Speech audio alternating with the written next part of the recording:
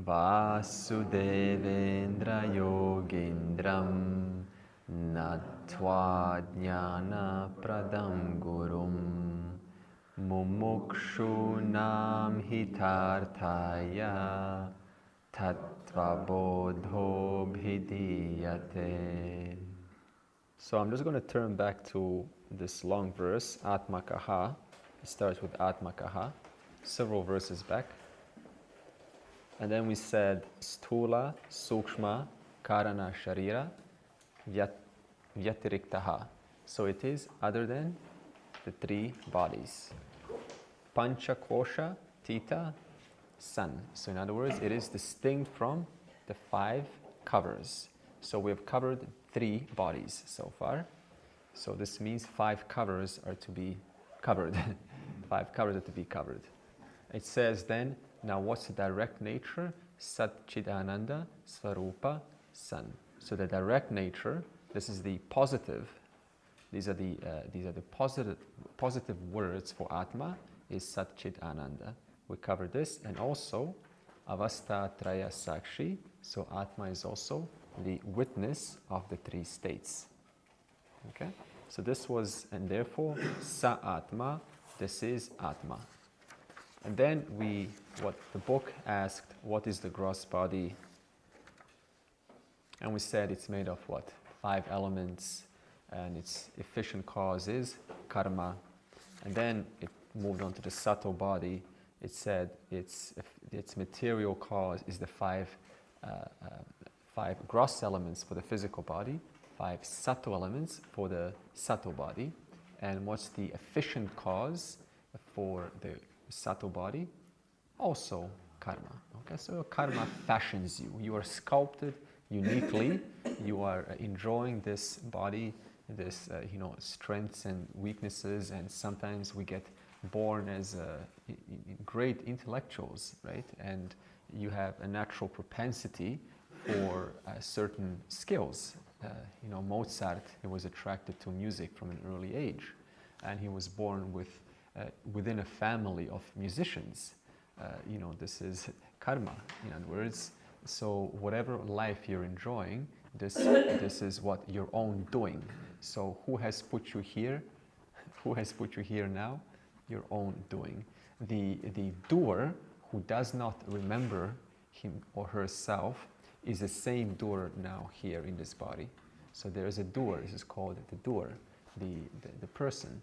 So this person was in some other body, and whatever that body has done, right, at some other time, whatever consequences they have accrued, is what this body is now enjoying or not enjoying. Okay, so this is and therefore this is how we explain the circle of life, the circle of life.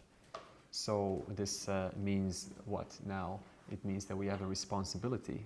We cannot say, well, poor old me, what can I do? The doer has ability to uplift themselves. So this is karma. Now, when I say the word karma, see, karma has 2 definitions. This is why it's so confusing, because we keep on saying karma, karma, karma, karma. The first definition of karma is action. So this is a karma. Action of, this is a karma of picking cup up. Karma of talking, this is karma. But the second definition is actually karma pala. This is the result of this action. So look at this, karma of drinking. And what's the karma now? I've satiated my thirst. So this means, see how it can get tricky. So if we say, if they say, oh, that's your karma, what are they saying? That is your karma pala. That's the result of some action you've done. And sometimes, you will say, oh, because we're here, why? Because we're doing karmas. So this means because we're doing actions. Okay, so two definitions, action and result of action. And so we have to discern which one we're using. I did karma, therefore I got karma. I did action, therefore I got result of action. And the other two words that are used is punya and papa. Punya and papa. Again, they have two words. Punya, you can put like a little plus next to punya, just a plus, means positive.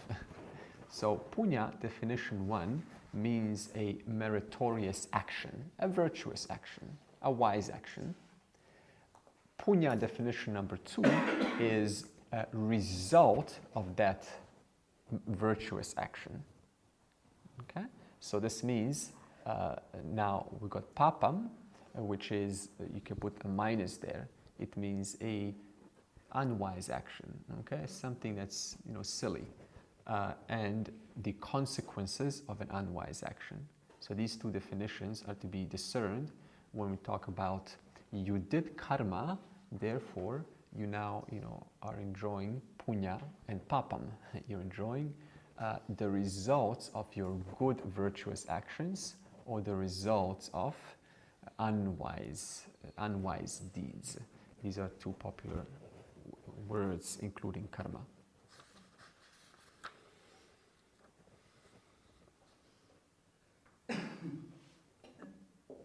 And then the subtle body, we said, what consists of 17 components. How does it go? It says, 5 satkarmajanya. So it says sukha dukkha bhoga. Pancha, so 5 organs of, 5 faculties. It's a better word because organ, you think physical, right? 5 faculties that enable perception, 5 faculties that enable action, 5 physiological functions, and the antahkarana. So 5, 5, 5, 15. And antahkarana, we said, has 2 modes. One is fluid mode and one is concrete mode. The fluid mode we call mind. This is the doubting mode. And the concrete mode, this is the decision maker, the decisiveness. This is the buddhi.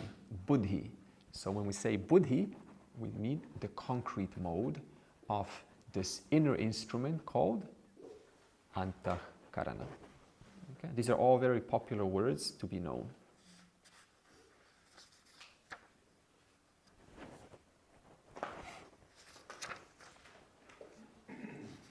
And then we talked about organs of faculties of perception. What are they? And we said we already know these faculties.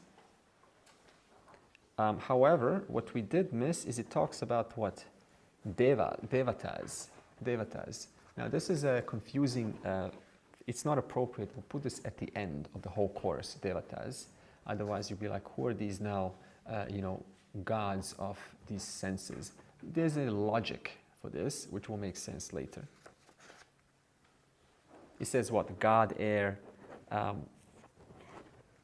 space god. What? So we'll see at the end. But there's a nice logic behind that.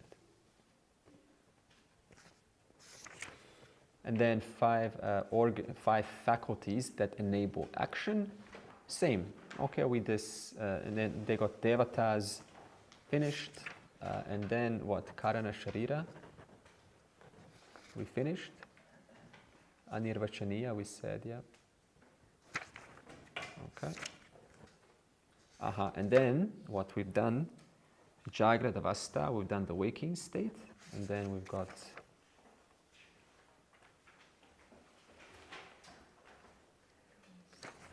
got the dream state. Okay, so Swapna Avastha Keti Chet. Swapna Avastha Keti Chet.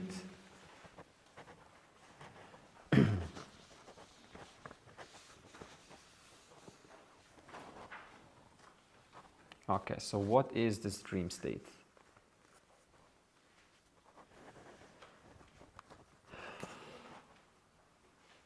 So Jagrata Avasthayam. So in the waking state, so whatever was seen in the waking state, this is the waking state, whatever was experienced in the waking state, whatever pains and fancies and people you have met in the waking state, whatever was unresolved in the waking state especially, all of this stuff comes out, as the name here says, vasana, as a deep impression. They come out as impressions in your dream. So your dream is nothing but an expression of the waking. So this is why you will never see anything in your dream that you have not seen in your waking. Now you say, well, I have seen a man with a tail. Well, this is because you've seen Hanuman, maybe you've seen a leopard who has a tail, and now symbolically you're calling this fella in your dream a monkey, by attaching a tail. And that's the dream's way of kind of, coping with pressures. So dream is a state where, all of the bottled up pressures, it's like shaking a soda, right? And then in the dream, it's just popped open, and then it just releases under high pressure. So dream, sometimes we will try to analyze the dream. However, dreams are not to be analyzed, even though they can help you. But they are just there to, it's the brain's way of solving unresolved problems in the waking state. In some ways, it can help you. For example, I used to dream of my dad and I always having a fight in the same house, in the same room, and I dreamt of this 5 years straight. It was so tiring, so exhausting. I was, oh no, not another night of the same dream for 5 years. And what does this indicate? There are some unresolved issues with the father. And so by this, you can now apply some process in the waking state to go through forgiving or some kind of a conversation to reason out. Yeah. So now these vasanas, what does vasana mean? Vasana means impression. Actually, specifically, it means fragrance. So if you spray a fragrance right now, then you go out and you come back. See, when it's first there, it's strong. But even if you come back after some time, the traces still remain. So impressions that we build in this waking state, they are like fragrance. They really have a, you can smell them. You can smell them in your behavior. You can smell them in your words. And so they all come out in our dream. And then nidra samaye. So nidra samaye, so this means that in order to enter the dream, you first have to die. The waker has to first die. Otherwise you cannot, if the waker didn't first completely, if you didn't die to the waker, then what would happen is you would see the waking overlaid or mixed with the dream. So even scientists will say, they will use their instrumentations to show you that even if you take a 10-minute nap, you will see, how can I first die? How in 10 minutes I begin immediately dreaming the moment I take a nap? Well, because you don't remember that moment, that short period of death. You just don't remember that. But believe it or not, you have died to the waker in order to begin the dreamer. So in other words, what waker dies to the waker, and then you got two doors. Either door one could be to be half awake. This is called dream, or it can be fully asleep. This is called deep sleep. So dream is technically called being half awake. There's something that's still awake. Your subtle body is awake, but it's not fully awake. So these two doors you are presented upon. And what's Atma called? Things you see in dream state, is this only impressions from this life, or can it be also impressions?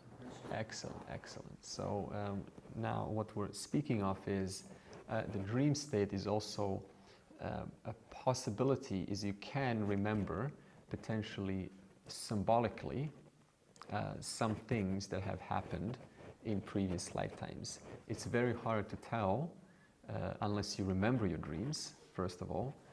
But it is definitely, we've got like ibogaine. This is another medicine, as some people may know or not know. They use this as in hospitals, in certain hospitals, to treat patients with lifelong addictions, and this will facilitate, powerful visions. But amongst those visions, what they will say is, I saw a world which is even more real than this one. I was there, and I remember actually, being in this place. I remember that place. So their brain will be induced in a way that it will suppress, that conscious mind for a moment, and so your unconscious impressions will create pictures that are consistent with what's happened before. So yes, it's possible. I also think the beginninglessness of the dream is a great analogy for our beginninglessness, because you never remember the beginning of a dream. It suddenly... Yeah, so sure. So this is a certain theory of creation, which is, that is just sort of, you've always been here. However, we cannot discard science also, because we can tell that we share, at least 98% of primates' DNA and even of rats. So there's a lot of indication that we human beings evolved. We did evolve. We go through a human species. We did evolve, and appendix, for example, it's unused. This little, it's appendix, right? So maybe that's one indication. There's many indications in the body to indicate that we have gone through an evolutionary process. So, Earth first, and then sort of, as I said, species, worms, monkeys, dinosaurs, right? You cannot discount that. And so we got our chance. See, the dinosaurs were still here. We would not get our chance.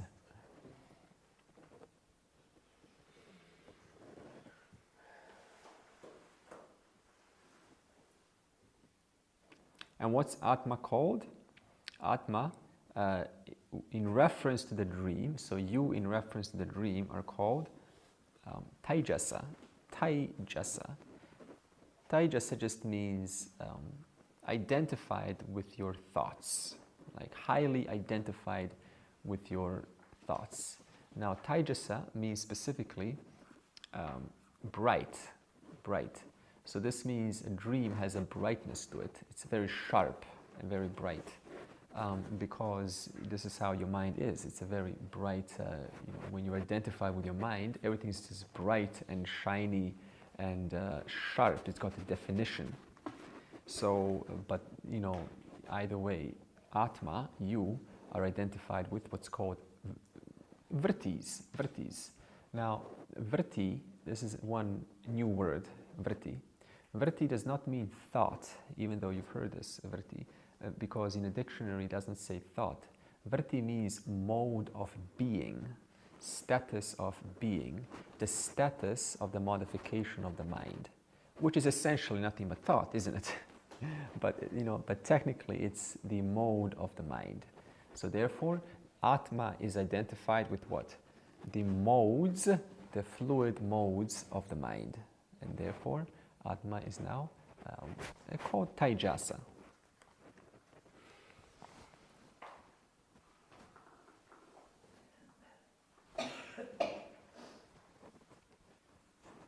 And in your dream, what happens? You become the creator of your dream. You literally become, what we call Brahmaji. You become the creator of your dream. The whole dream is just what? Your own personal, private, subjective creation. It's nobody else's. And so that is really just an expression of your mind. Okay, 58.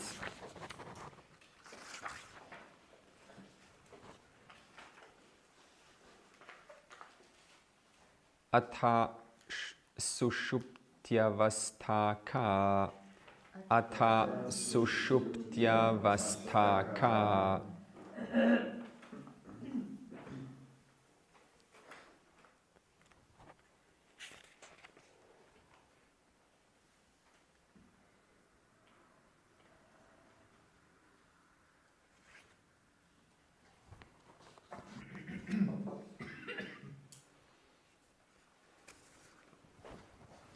So, okay.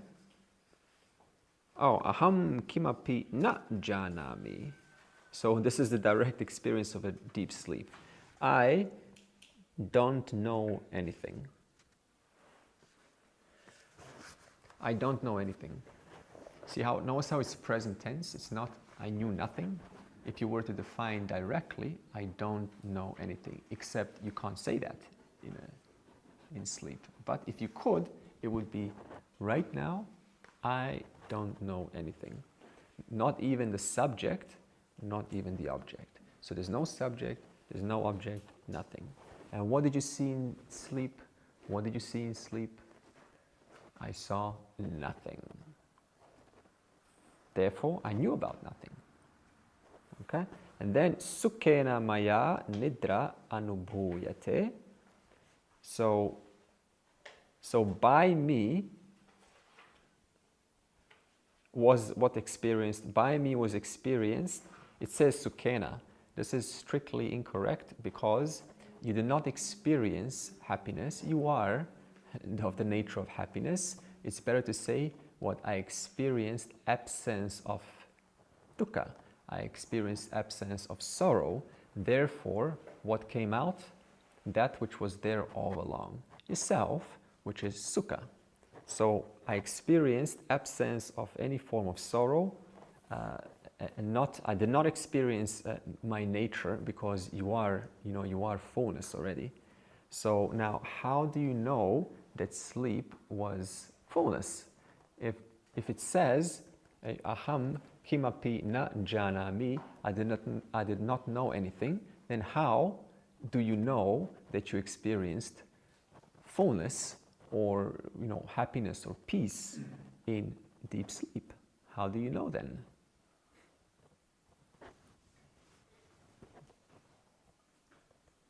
Because we accept Ananta. Hmm? Because we accept Ananta.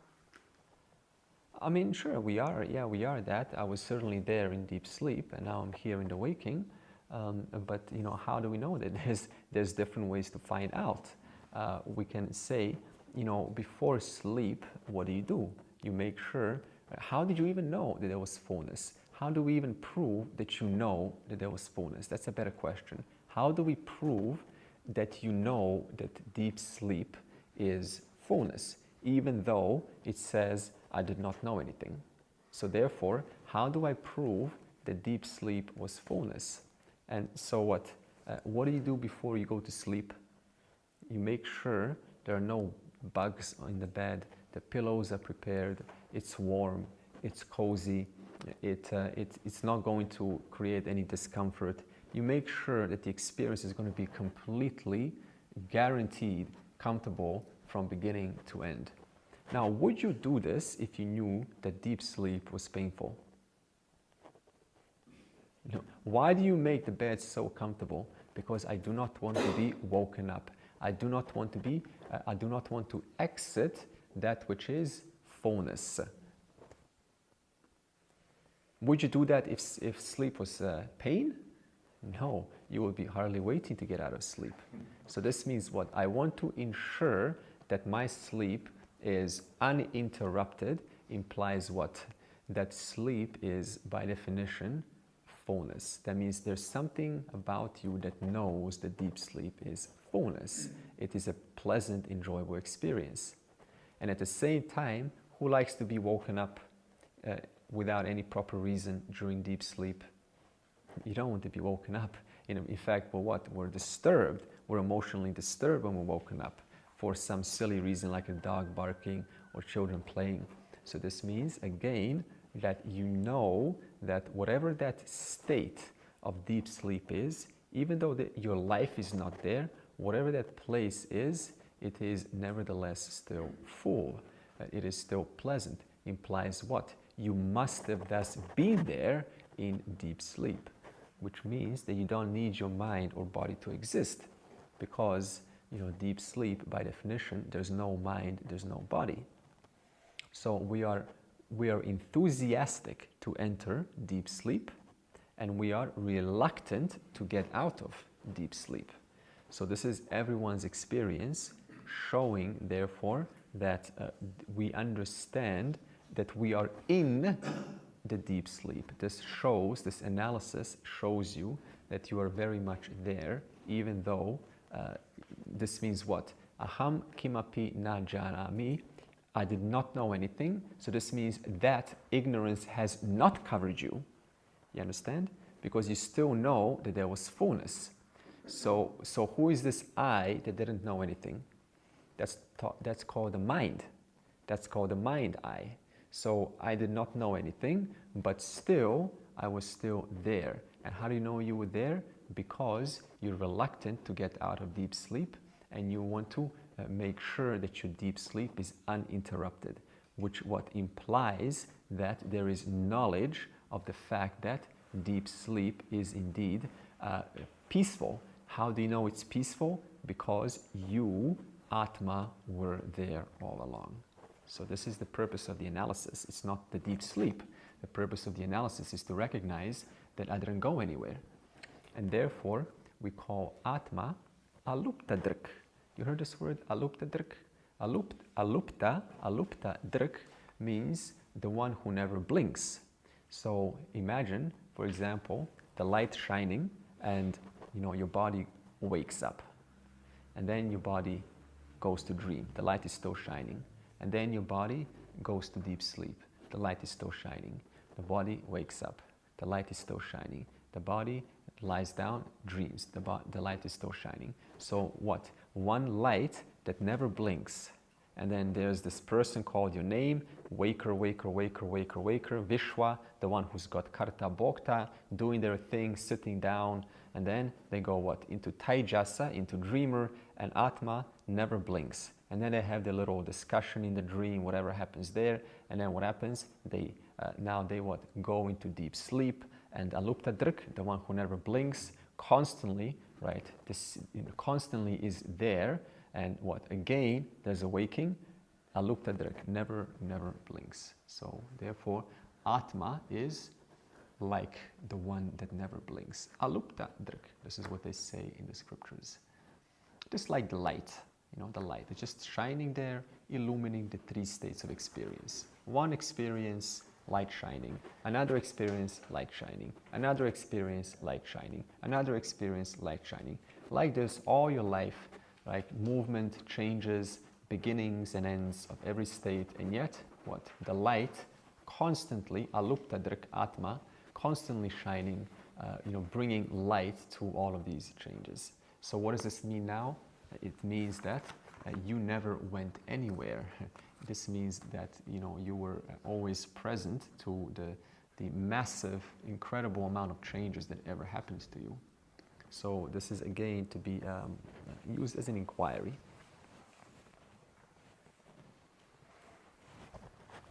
And now, in deep sleep, what happens? All of your roles are gone. Like if you're a beggar, you're no more a beggar. A king, you're no more a king. So we can have two people falling asleep, and what happens? They're now both equals. That means now the king no more has privileges, and the beggar no more has any worries. So this means the beggar and the king roles are completely stripped away in deep sleep. And therefore, deep sleep is the great equalizer. It's, in fact, now what do they call Atma? They call Atma you. They call Prajna. So when Atma is identified with the deep sleeper, Atma is called Prajna. Now, Prajna means wise. Why would I be called wise in deep sleep? It doesn't make sense. We just said deep sleep, I knew nothing. We just said that deep sleep equals ignorance. And yet now I'm being called wise. Because you're not identified. Unfortunately you don't know it. Unfortunately you don't know that, okay, so there's a very good. So there's a logic for this. So for one who is yet to discover their truth, right? This person is called an ajnani. Just put the word a in front of a jnani, and that's an ajnani. So a non-wise fella. For them, they're identified with their roles. I am this, I am that. All life, they're identified with roles.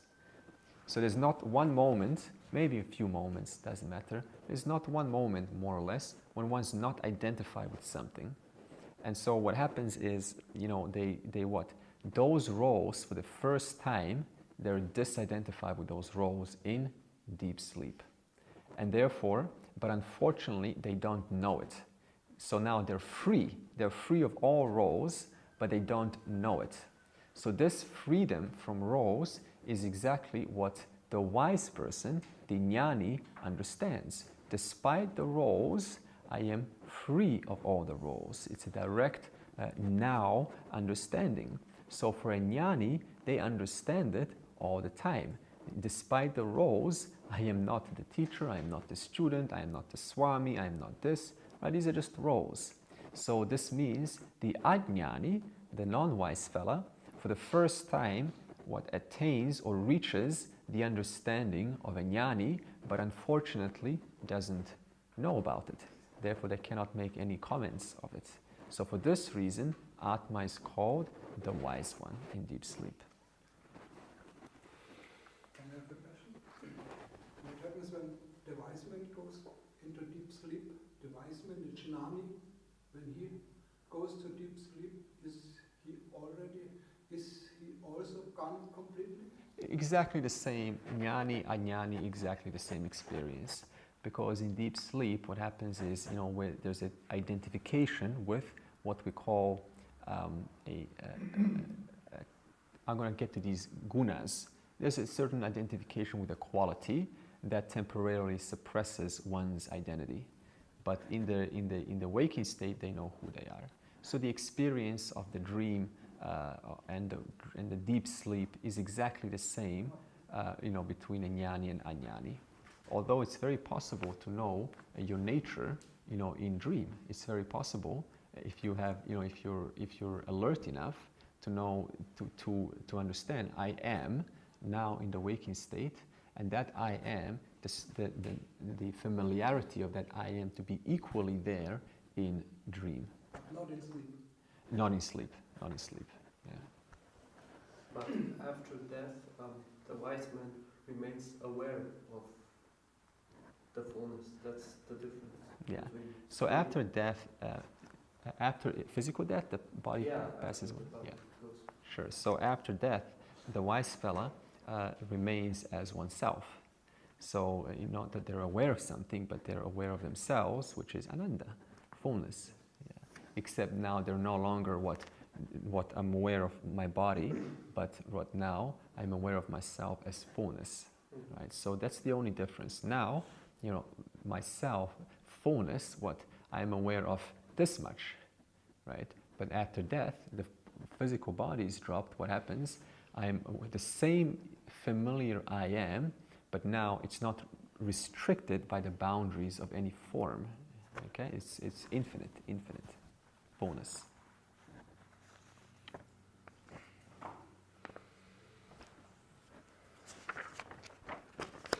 Okay, next page. 5 covers. Panchakosha ke, anamayaha, pranamayaha, manomayaha, vijnanamayaha, anandamayashcheti,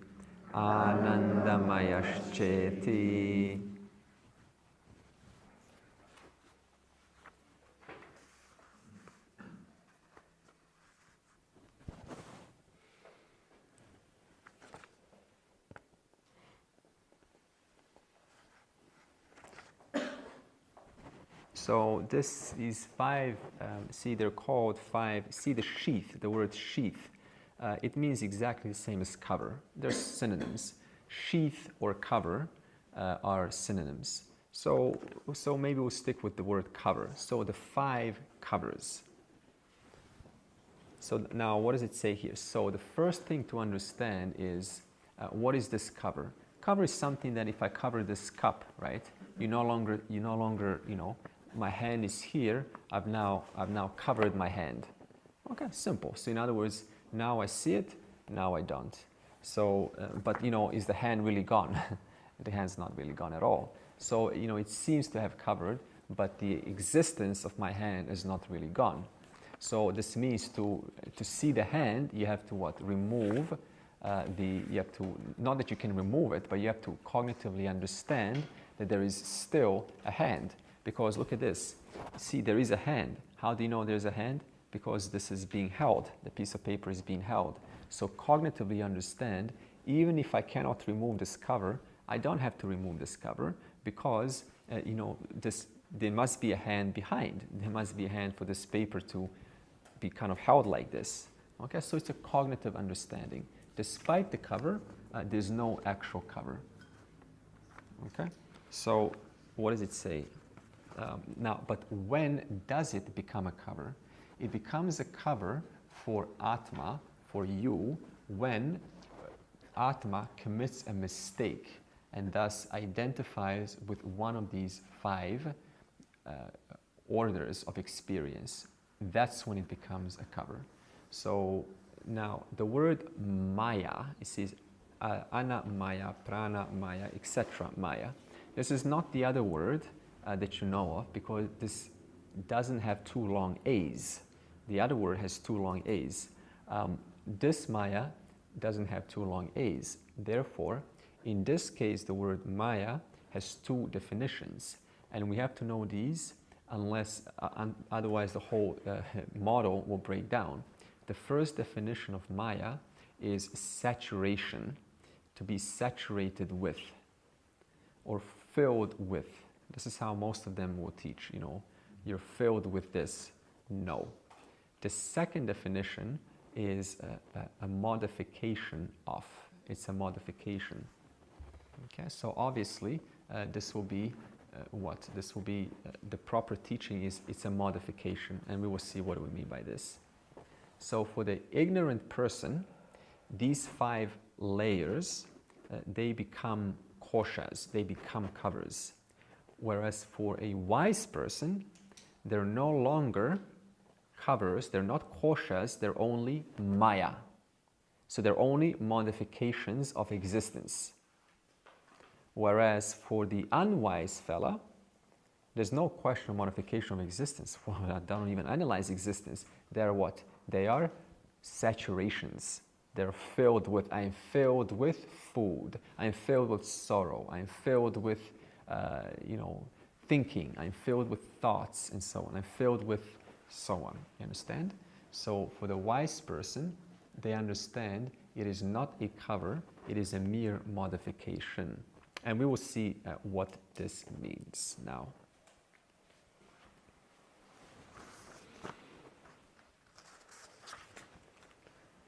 Okay, next one. Anamayah kaha. Anamayah kaha.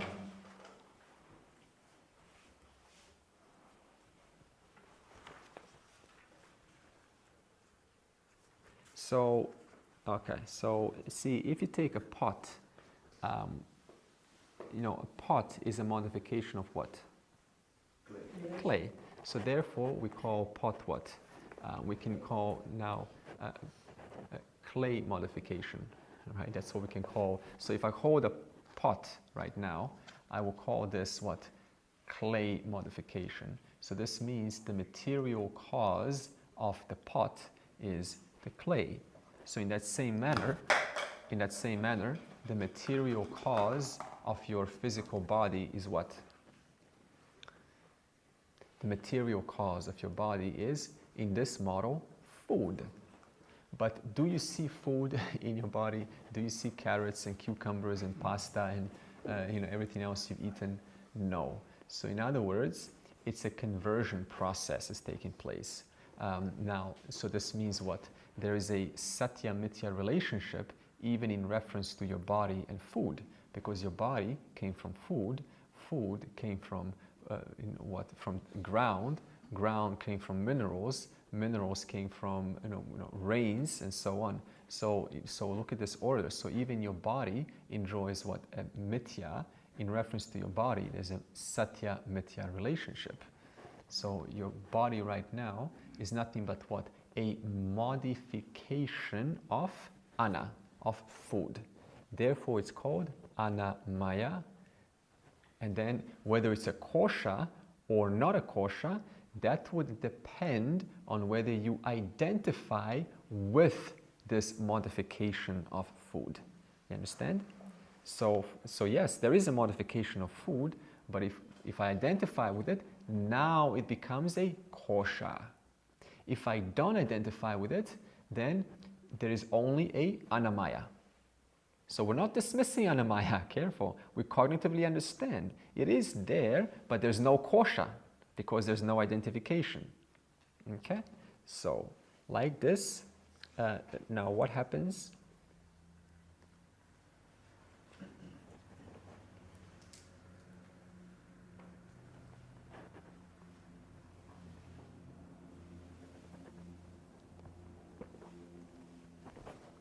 Ana rase naiva bhutva. So your body is born, sustained by food, and anarupa prativyam yad viliyate prativi, earth. So it's sustained by food right now, but also what happens? It merges and dies in earth, prativyam, in earth. Therefore it becomes food for other anamayas, for other bodies. So this is the circle of life. It becomes nutrients for other, how do we call it, gross bodies, for other gross bodies in this world.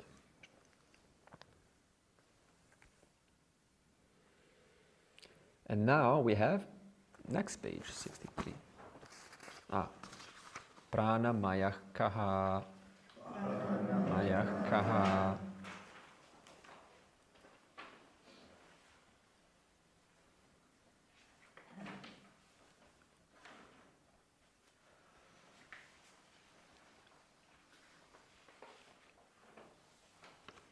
So what's pranamaya? It says it's what?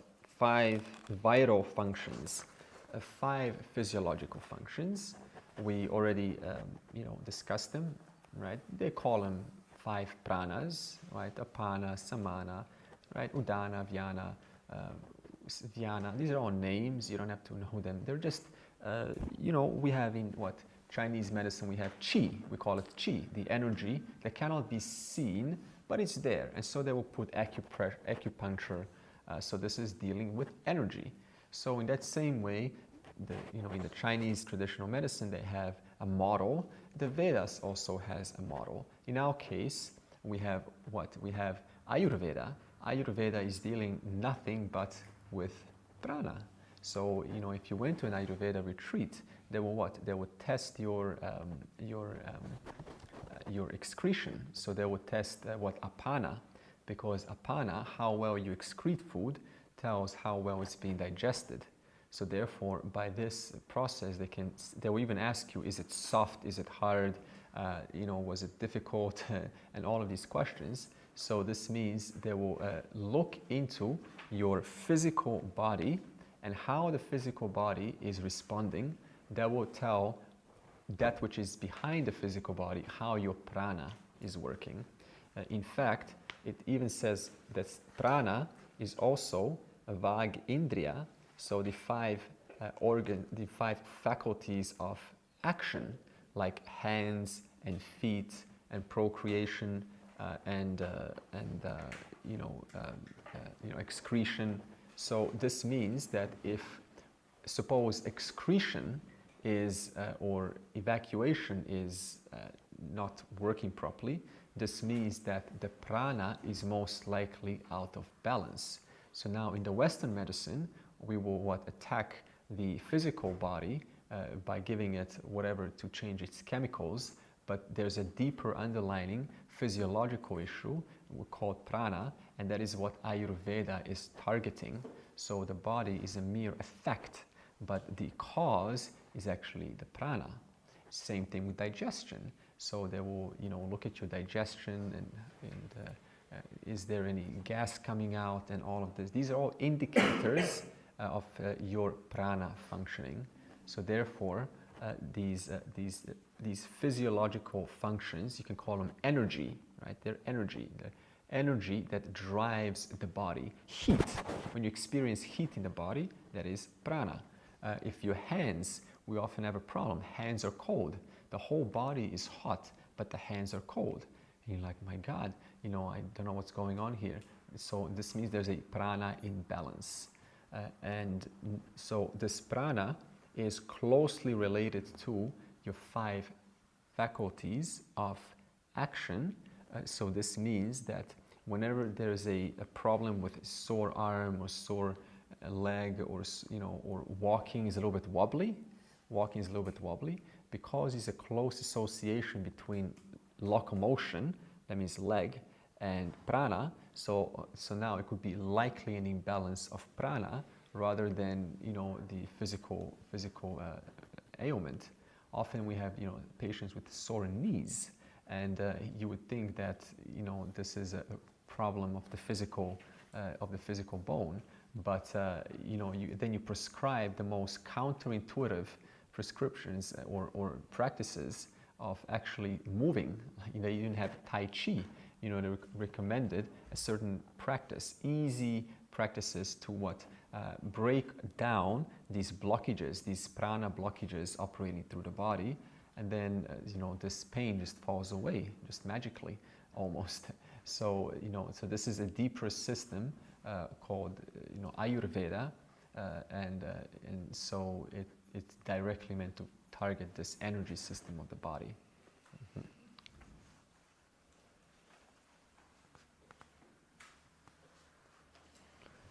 And then mano, okay, we've got next one.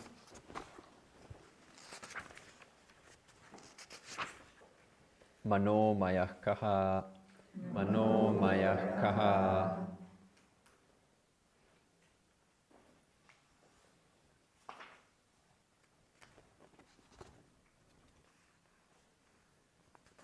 Yeah. So what? Mano. So manas, right? Mano maya. It's just 2 words. So manas. So the last one was modification of prana. So your energy is a modification of physiological functions, and now your mind is a modification also.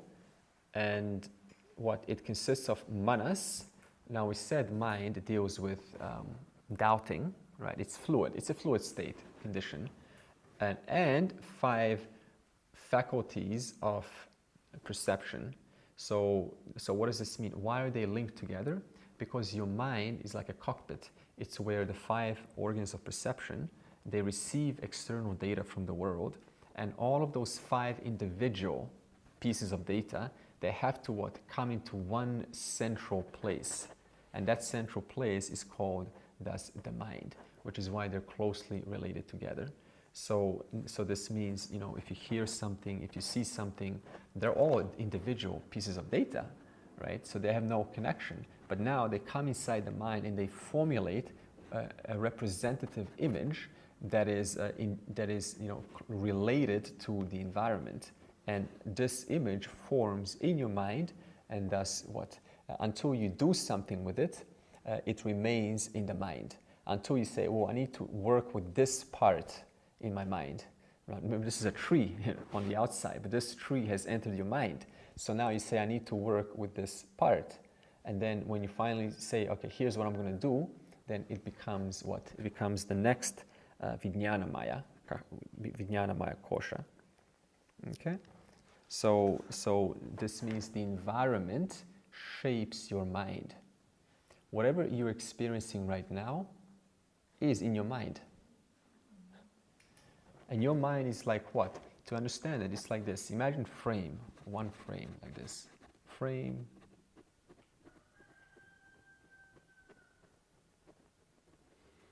And it looks like one smooth. It's all just frames. One frame after another frame after another, like this. But you just see a fluid person, a fluid experience, and yet they're just all frames presented before the screen of the mind, one after the other, right? One after the other.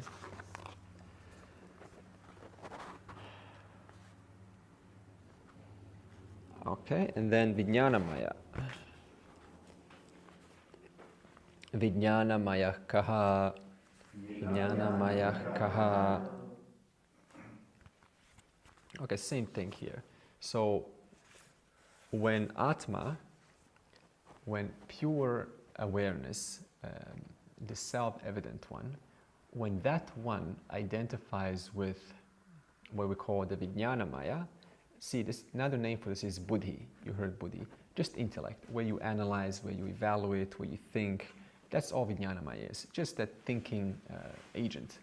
So when Atma, pure awareness, identifies with Vijnanamaya specifically, then we call this person a subject. Now you become the subject. Now you become the knower. Now you become the Brahmata. Remember these words? Brahmata. So this is why I started out initially, I said subject, the Atma is, the one who cries, the one who walks. That's specifically not true. That is only true when Atma identifies with the intellect, and thus then I become the subject. And who is the subject? It is the called karta, the walker, the speaker, the listener, the eater, the thinker, the one who analyzes. So now Atma has become the subject, being identified with the Vijnanamaya. So now you are what? A knower. I got a question, because my mind has a difficulty to understand when you say Atma is identified with. I understand that this is happening all the time, but as I understand Atma, it's not doing anything. It's just pure awareness, consciousness, no action coming out of there. So how is the connection between Atma and why is it identifying this kind of? Sure. So it's another question, how can Atma, being, free of all things, how can that one identify? It can identify in reference to, who is identified? Better question, who is identified? I am identified. I am. This I, that one is identified, okay? Whoever that one is identified. So we need not analyze how can, the point is, I am identified. I do identify. Whoever that I is, that one is identified. Okay.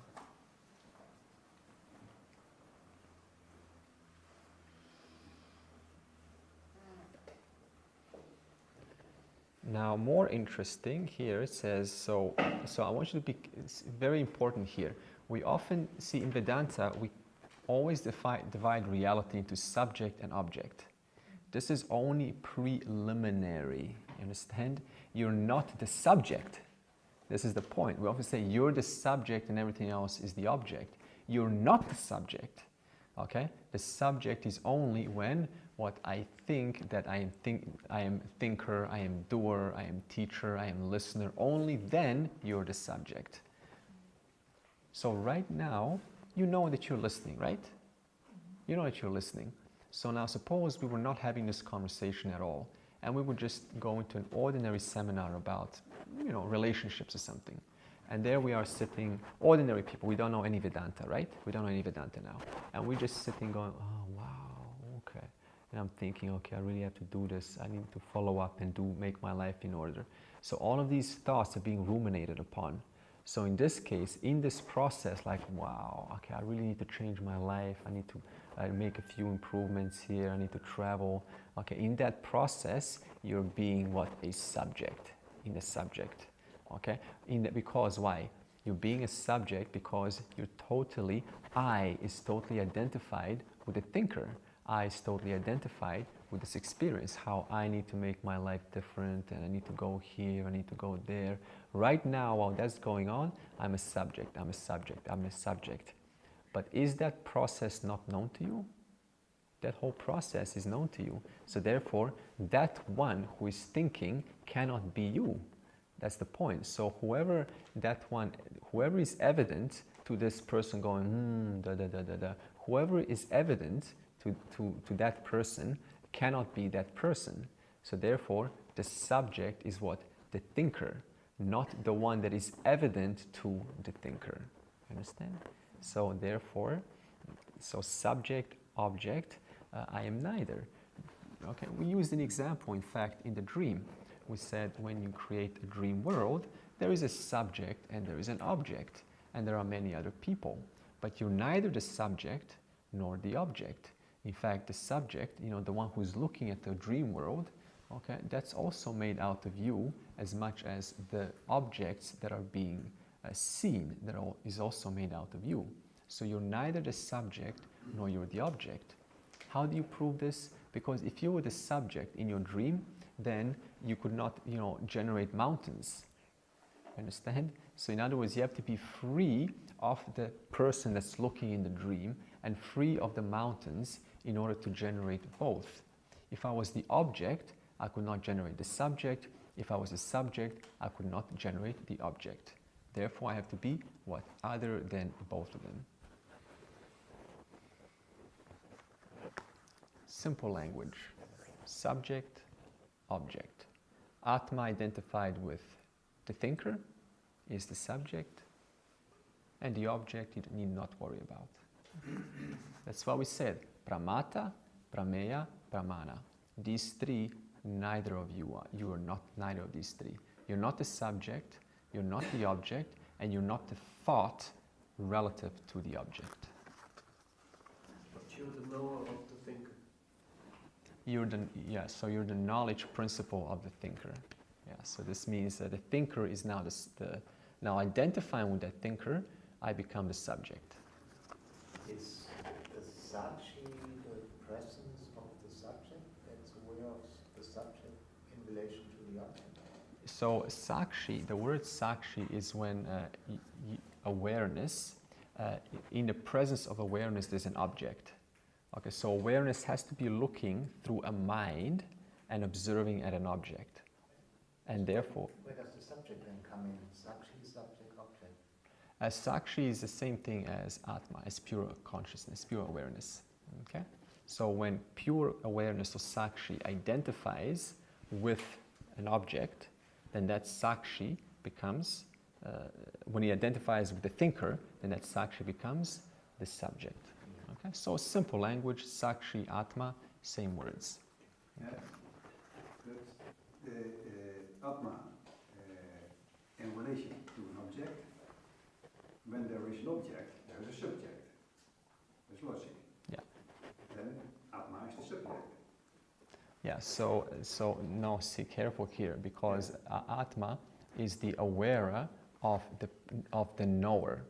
The knower, see, the knower is what? The mind. You need a mind to be a knower. Okay? So when you say, I know about the world, see, there's knowledge of that fact. The knowledge principle of that fact is Atma, but the knowing instrument is what? The mind. But when I say, oh, I know things, I don't know things, now what's happening? They're as though one. They're what? Awareness and the knower and the mind are as though one. You got a face of... Okay, well, we'll get back to Atma, remember? We're not on Atma now. So, I don't know, but you need to identify with the thinker to become closer to Atma? No, so when you're identified with the thinker, when consciousness is identified with thinker, then that one is called a subject, the subject. Okay, so in other words, you're farther away from the truth now because you're identified with thoughts. So to create that space, so now you have to cognitively understand. There's only knowing about this because why? Because there's a mind, which is required to know, but the mind cannot know by itself, can it? It needs to be what? Blessed by consciousness to know. Your mind needs to be, right now you need to be blessed, your mind needs to be blessed by awareness, by you, to know about this. Therefore, the person who's going, asking a question, that's just a person, Evelyn, that's just the person that we give a name. But the whole, experience is, you know, including of this person going like this, the whole experience is in the presence of, because of you. So can you say that this Shakshi, let's say it, is aware of the subject, but is also aware of the object that the subject is experiencing? Yeah, excellent. And of the experience? Yeah, excellent. Okay. So what? It's like okay. So good summary. So Sakshi is see, a better word is Atma, because Sakshi means when Atma, in reference to objects, is called a Sakshi. So Atma, in the presence of Atma, there is this person called Evelyn. Okay, there is a person called Felix. There is an object called right now Andre, and there is experience of this whole thing right now, which is what's called pramana. It's just experience. It's just a thought that's occurring in your mind. So this means what? There is awareness right now of three principles. Think about this. Right now there's awareness of what? This person looking at this person.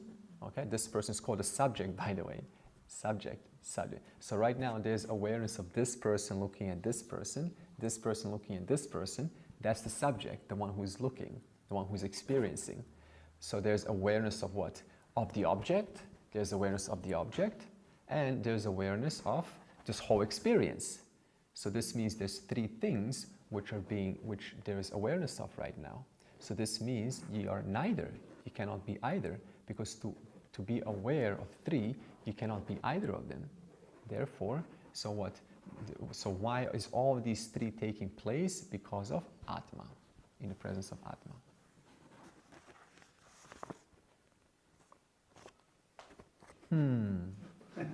I heard a teacher say, a Vedanta teacher, you're the dreamer, the dreamed, the dream and the dreamed. Yeah. So, and the content of the dream. So that's not true. No. See, we have to just make a distinction, which is, see, the waker, the dreamer, and the, what's the other one, the sleeper, is Atma, but Atma is neither of them, okay? Because we said Atma is Satyam, and then everything else is Mithya, okay? So this is a small distinction. Everything is you, but you are none of it, okay? Just like three different pots, they're all clay, but clay is neither of them.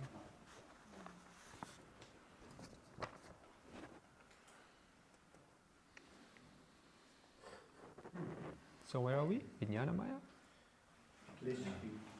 Huh? Vijnanamaya, right? Yeah. Okay. So it says that Vijnanamaya is what? Buddhi, that means your thinker, plus the five sense faculties of perception, which is very interesting. So we said that the mind, the Manomaya, is, we said it's also the five faculties of perception, but Buddhi is also five faculties of perception. And I say, what's the big deal? But if you analyze it, it's actually very interesting. So suppose we take a snake and rope example, and it's dark. You don't quite see, what's going on. So it's twilight, and you think, oh my God, that's a snake. I should not walk over there. And there's fear, right? There's genuine fear and thoughts, and so you want to keep your distance. So in that state of doubt, right, you're perceiving. So what do we say about mind? It is the fluid.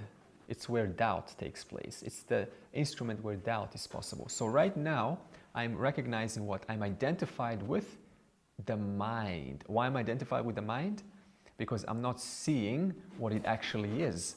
Therefore, the mind, has to perceive the world.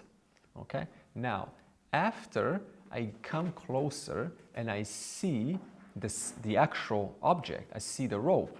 So now the mind has gone.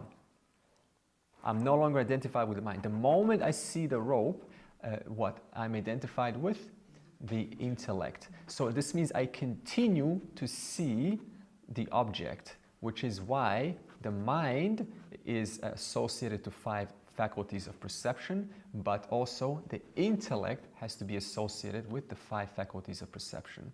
Otherwise, if the intellect was not associated, that means what? The moment I actually see that it's not a snake, the rope disappears, right? In other words, you need to continue perceiving throughout the entire experience, the doubt and when the certainty takes place. Okay, therefore, what? State of doubt, I perceive. It's gone, I continue to perceive. So this means what? I went from mind into buddhi. And yet I continue to perceive, which means what? Logically, they both have to be linked up with the 5 faculties of perception.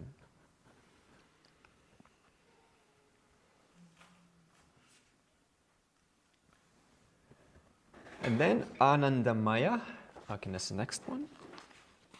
16. Okay, Anandamaya kaha, Anandamaya kaha.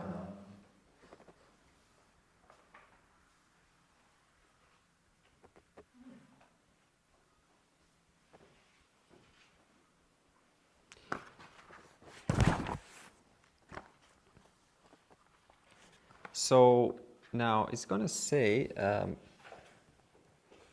so the nature of this Anandamaya is the causal body. And this causal body, what is it? It is the causal body. So, okay, simple. So Anandamaya equals causal body. Okay, simple. And what's the nature of the causal body, we said? Ignorance. Now, some contradictions are going to arise, which is why the causal body needs to be clarified. It says, okay, so far it says the nature of Anandamaya, in other words, the nature of the causal body is ignorance. And what is ignorance made out of? Now, it's ignorance made out of, how can you say that? It's made of malina sattvam. So in other words, don't say ignorance. What is ignorance? Lack of total knowledge. So in other words, I don't have total knowledge. So this means, and this in a certain language, we call tama guna. Now, what is this tama guna? It's not important. It's just that which allows for, like partiality to take place. It's just a cover. It serves to create one cover. So I'm now going to what? Cover this finger. So whatever covered this finger can be now called tamaguna. So if I cover this finger, what? So whatever is doing the covering, right? Whatever is doing the covering is called tamaguna. So it's the capacity to what? To hide. Okay? So therefore, what? Ignorance is made of this, see, it doesn't even say tamaguna. It's contaminated, malina satam. It's contaminated knowledge. Now, you cannot contaminate knowledge, actually. So what it really means is it's lack of full knowledge. The full knowledge has been covered. That's all. Full knowledge, I'm going to cover full knowledge. Therefore, I don't have all knowledge. Therefore, ignorance. You understand? And then, priyadi vritti sahitam. So now this anandamaya, notice the word ananda in there, ananda, right? This anandamaya, when you see, every person identifies with levels of happiness. And they give 3 levels of happiness here. They say priya, moda, and pramoda. Nothing special, just 3 words. So what this means is, when, for example, see, there just means degrees of happiness, right? So the more you're happy, the more you go towards, the higher state of happiness. So suppose, you're receiving your new computer today, and they send you an SMS message and it says, your delivery is coming. And then you're sort of happy, like, this is fantastic, finally. And then you see the truck driver finally pulling in the distance into your driveway. Now what happens? Now you're more happy. And then finally, the package is in your hand, You snatch open that cartoon and you're holding that new gadget. Now you're maximum happiness. So when it says here, priya, so in other words, that level of happiness, right? Priya, little bit happy. Moda, okay, I'm more happy. Pramoda, maximum happiness. That means I'm now merged with the object. I'm now with the object. This is pramoda. Priya, little bit happy. Moda, somewhat happy. Pramoda, maximum happiness. So when you identify with these levels of happiness, you, Atma, are identified with Anandamaya Kosha. Confusion. How can this be? We just said that the causal body and Anandamaya Kosha are the one and the same things. And now what? And now what? So this means if I'm identified with ignorance, I'm happy. How do you now equate happiness and ignorance? You understand? So, on one hand, causal body is associated to total ignorance, nothingness. And on the other hand, what now? They're saying when you identify with happiness, you see your wife, you see your child, you see your mom, your dad, you see your friend. Now you identify with the causal body. Where's the connection between happiness and the causal body? Not only that, when you're happy, do you feel ignorant? Not at all. Problem. Okay, so what's the time? So what does it say here? So this Anandamaya Kosha, the way to explain this is not strictly causal body. Because see, the causal body consists of what? See, this causal body, if you take a little circle like this,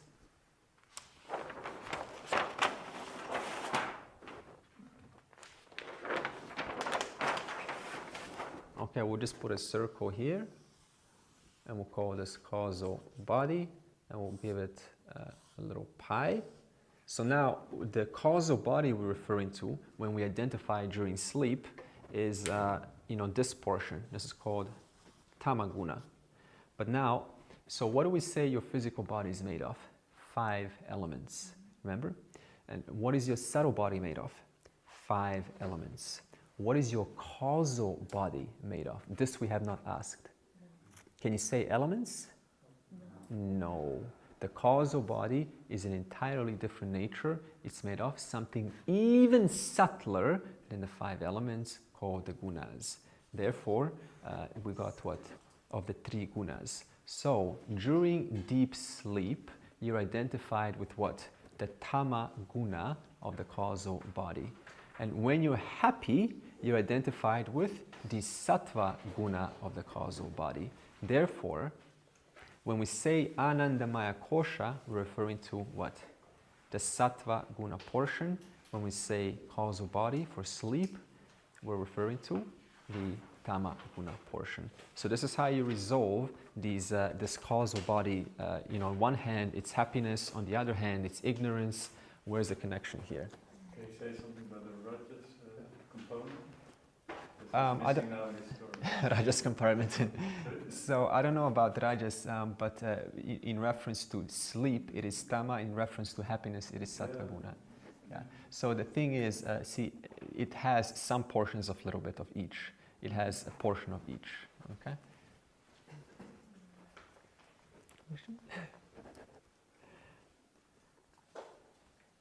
And one more question is, why is it called Anandamaya? Because what do we say about the nature of Atma? Sat Chit Ananda, fullness. So this Anand, when you're happy, maximum happiness, it's the closest to the fullness of Atma. It's just a metaphor. It's the closest to Atma's fullness.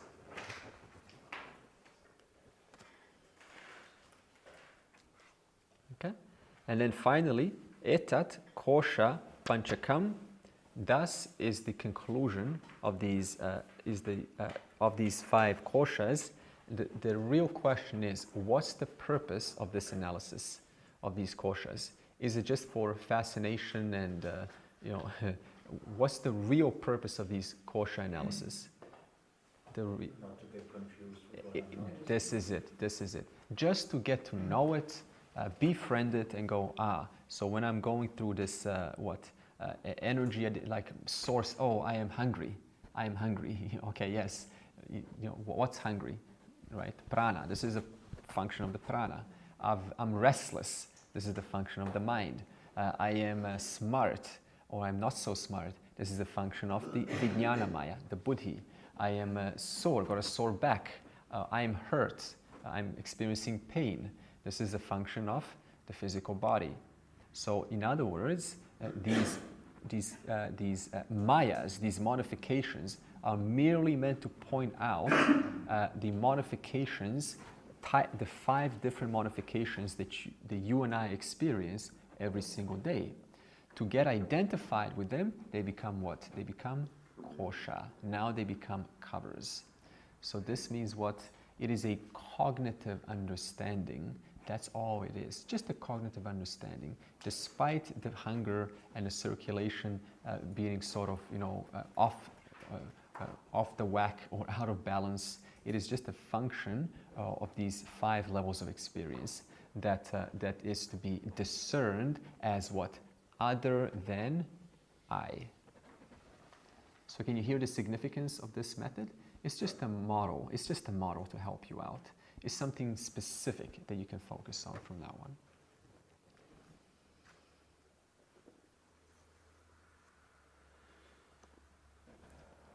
So now, what keeps Atma bound? What keeps Atma seemingly bound? Identification. Yeah, and therefore, with identification, therefore it becomes a kosha. Okay, that's it. Okay, so now when they say transcendence, some people will say you need to transcend the koshas. Is there a question of transcending? You cannot transcend the koshas because they're not your creation. So this means, what does transcendence really mean? To identify? Yeah. Knowledge. Knowledge, right? Knowledge. So cognitive. So cognitively understand these are orders of modifications that do not belong to me. Now, how do you? It's kind of funny. So, what was the term again? Transcending. So transcending actually means referring to yourself. Oh yeah. Well, you could formulate it like that. Okay. It just means to cross over a border. Cross over, yeah. Yeah, literally. But in this case, Okay. it means I mean, like yeah. referring to Atman. In a sense, so by transcending, you're referring back to. If you use it in this way, it's funny. We can use it. Then you're referring back to the one that's left, Yeah. right? So so transcending is what? Cognitive knowing about what are these points of errors that you and I make. That's all these are. These are 5 points of errors that keep you and I bound. They keep the individual bound. So now, by understanding, first step, we no longer commit these mistakes. And slowly, the buddhi, right, even understands that one who understands. That one who understands is the buddhi. But that buddhi understands what? Even that one who understands is not I. You understand? In fact, the one who lights up the understanding is the real I. Okay, you understand this? In fact, this was the question posed to me yesterday. It was you, right? So is this a little bit more clear? Even that one who understands that I am not this buddhi, that very buddhi understands that even the thinker, right, that buddhi is not I. But whatever lights up that buddhi, which I cannot really define it, whoever that one is that lights up the buddhi, that one is the real I. But it's necessary to be lightened. That was my question. It's necessary. To be lightened up, to Of be... course, it's always lit up. It's always lit up. Mhm. But we also can't define it. It's not defined by language, isn't it? Sorry? Like the Satyam is not definable by language. Yes, this is why I keep saying, don't have to define it, don't even call it I. Whoever that one is there, I don't even want to know it. The fact is, it's pretty obvious that, there's awareness, okay? It's very obvious. Now, we will do this next session. Now, they will give us logic in the next verse, how do we now conclude this whole, these 5 points of errors? How do we logically understand that they are not me? Like, how do we actually directly understand that without going through this long analysis? Okay, so what am I, this physiological function? No, I cannot be that. It's a long process. How do you do it like just in one go, instant? So this will be in the next verse.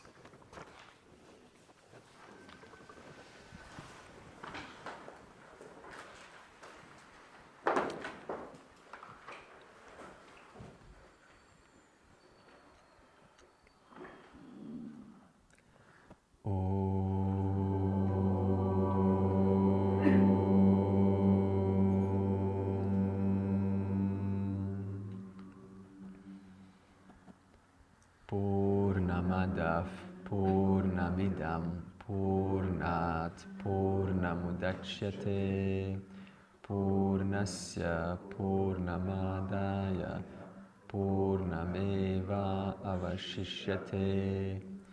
Om Shanti Shanti Shanti.